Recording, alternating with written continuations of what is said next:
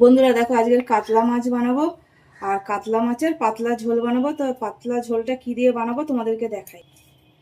কাতলা মাছের পাতলা ঝোলের জন্য এখানে আমি লাউ কেটে নিয়েছি আর সজনা ডাঁটা কেটে নিয়েছি। তো চলো একটা ভাজা মশলা বানাবো ঝোলের জন্য। আর কাতলা মাছের পাতলা ঝোলের জন্য ভাজা মশলা বানাবো। তো এখানে দিয়ে দেবো 1 চামচ জিরে আর 1 চামচ রাঁধুনি।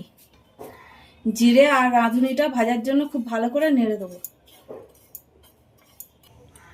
দিয়ে দেবো হলুদ, দিয়ে দেবো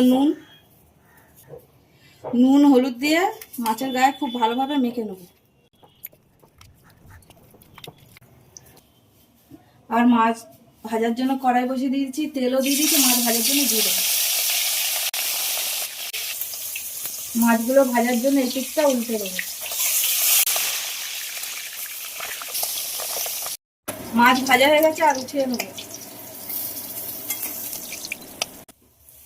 ফোড়নে দেবো কালো জিরে, 2টো তেজপাতা দিয়ে দেবো, আদা কাঁচা লঙ্কা বাটাটা দিয়ে দেবো,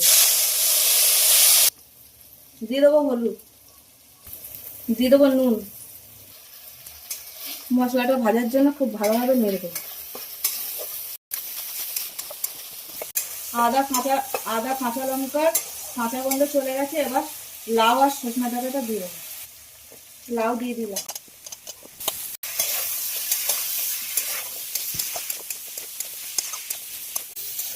লাউ সজনা ডাঁটা মশলা দিয়ে খুব ভালোভাবে কষানো হয়ে গেছে। আর এবার জল দিয়ে দেবো। জল দিয়ে দিলাম, গরম জল। জল দিয়ে খুব ভালোভাবে মিশিয়ে দিলাম। ফোটার জন্য ঢাকা দিয়ে দেবো।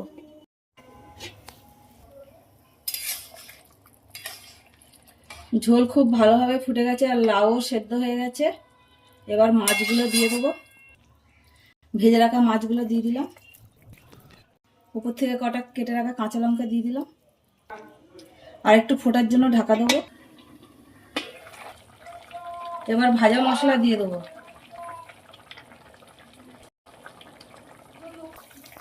ভাজা মশলা দিয়ে ধনেপাতা দিয়ে দেবো। ধনেপাতা ভাজা মশলা দিয়ে 5 মিনিটের জন্য ঢাকা দিয়ে দিলাম, তারপর নামিয়ে নেব। তো বন্ধুরা দেখো, লাউ দিয়ে পাতলা করে কাতলা মাছের ঝোল কিনতে হয়ে গেছে, লাউ আর সজনা ডাঁটা দিয়ে। তো চলো আবার অন্য কোনো ভিডিও তোমাদের সাথে দেখা হবে। আর তোমরা সবাই ভালো থাকবে। টাটা।